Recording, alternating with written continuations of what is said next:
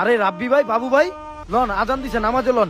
না ভাই যান, নামাজে যাবো না ভাই, যান। ভাই আপনি লন। আমার একটু সমস্যা আছে। আচ্ছা ঠিক আছে।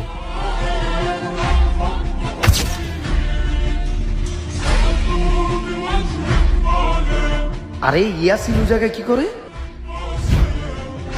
আরে তুই তুই এই জায়গায় কি করস?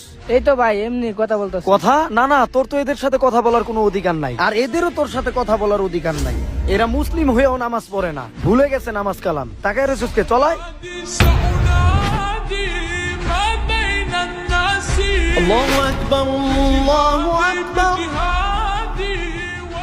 আরে শহীদুল, নামাজে যাইতেছোস? হ ভাই, এক সপ্তাহ ধরে নিয়মিত নামাজ পড়তেছি। মাশাআল্লাহ, দারুন। তুমি তো বেশ বদলে গেছো। তোকে কি বলবো বল, নামাজ পড়াটা আমার অভ্যাসে পরিণত হয়ে গেছে। কি একটা কথা সবসময় মনে রাখিস,